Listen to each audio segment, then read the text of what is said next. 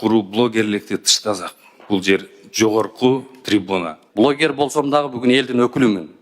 Сизде кандай укук болсо, менде ошондой укук бар. Жогорку кеңештин эмгек саламаттык сактоо, аялдар иштери жана социалдык маселелер боюнча комитетинин жыйынында төраган орун басары Медер Алиев бир катар мыйзам актыларына өзгөртүүлөрдү киргизүү тууралуу мыйзам долбоору боюнча маалымат берди. Атап айтканда, жарандык процессуалдык кодекске, балдар жөнүндө кодекске жана жарнама жөнүндө мыйзамга өзгөртүүлөрдү киргизүү сунушталууда.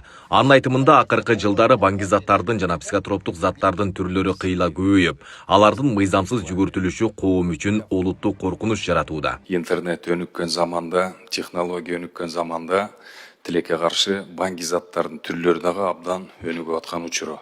Илгерки учурда, маселен, наркомандын образы бул неблагополучный үй бүлөдөн бирөө болсо, же тескерисинче өтө бай үй бүлөдөн бир мажор болсо, азыр бул катардагы арабызда жүргөн адам болушу мүмкүн. Себеп дегенде түрлөр абдан көбөйдү. Мефедрон, спайс, соль, жана башкалар. Теперь аптекари, которые продают детям несовершеннолетним сильнодействующие препараты без инструкции до 3 лет лишения свободы. Депутат Гүлнара Батырова сунушталган нормаларды иш жүзүндө колдонуу тартибине байланышкан маселелерди тактап, алардын аткарылышы кандай механизмдер аркылуу камсыздалары тууралуу суроо берди. Ошондой эле ал мыйзам долбоорунда каралган чектөөлөр жана талаптар фармацевтика рыногунун өнүгүшүнө терс таасирин тийгизбейби деген маселеге өзгөчө көңүл бурду. Жанагы биздин медициналык, фармацевтикалык жана илимий уюмдардын ишине булар таасир этпейби? Мисалы, эгерде фармацевтика тармагына таасир этип кала турган болсо, эгерде потенциалдуу түрдө таасир этсе, анда алдын алуучу баягы жөнгө салуучу таасирлерди кайрадан мындай талдоону талап кылбайбы? Терс таасир бербейт, наоборот, өз балдар мындай бардыгы порядокко келет. Бул деген список болот, список негизинде бул дары-дармектерди сатуу боюнча лицензияны рецепт негизинде болот.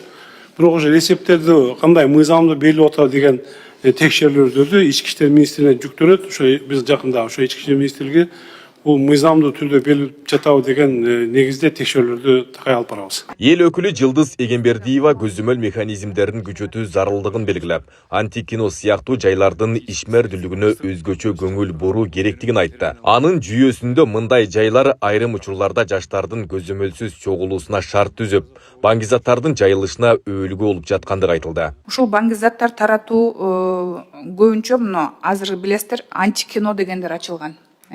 Билесиздер да ошол жерде көбүнчө мына студенттер аз көбүнчө подрабатывает өздөрү иш алып барышып, анан ошо кечкурун ошо антикинолорго кирип, под прикрытием просмотра некоторых фильмов там и как раз вот используют вот эти наркотические и синтетические препараты. Ушулар боюнча да көзөмөл болуп атабы, и есть ли возможность вот закрыть вот эти учреждения антикинолорду? Антикино имараттардын ичинде бир топ кылмыштар болгон фактыларын биз аныктап, ошо кылмыш кылган жарандарды ошондой эле деген ушул кылмышка мындай жагдайлар түз берген элдерин да жоопко тарткан факттар бар.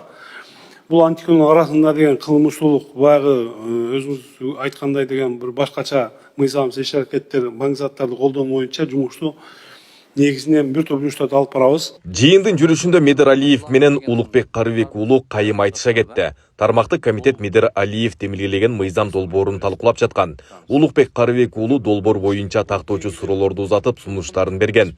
Талкуунун жүрүшүндө эл өкүлдөрүнүн ортосунда пикир келишпестик жаралып, экөө айтыша кетти. Прекурсорлорду кыянат пайдалануу деп жазып атасыздар да. Бул кадимки зат сыяктуу көрсөтүп, ичип, жей тургандагыдай түшүнүп кетип атабы? Кандай түшүнсө болот муну? Прекурсорлор деген өзү эмне экенин сиз таанышып көрдүңүзбү? Ооба. Эмне экен? Бул Окубастан айтып бересиз мындай, таанышсаңыз.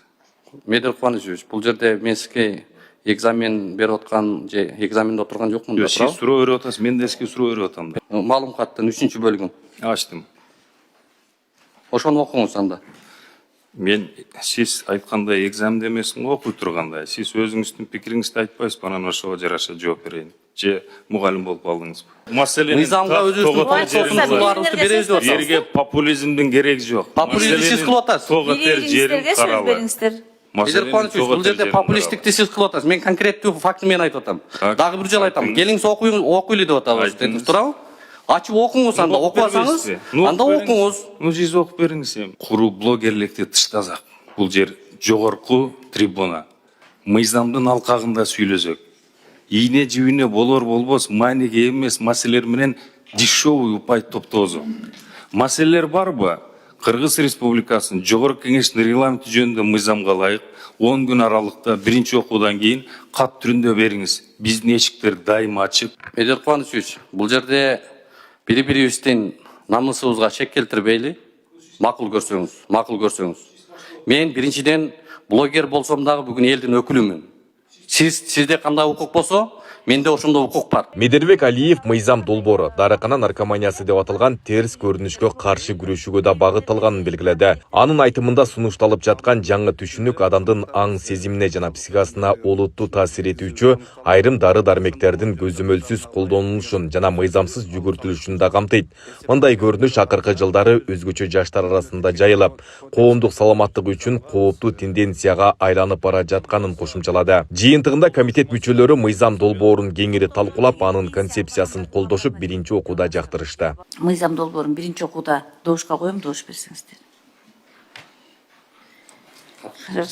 Бир каршы, калганы каршы эмес. Айбек Исабеков, Замирбек Тойчубаев, Регион.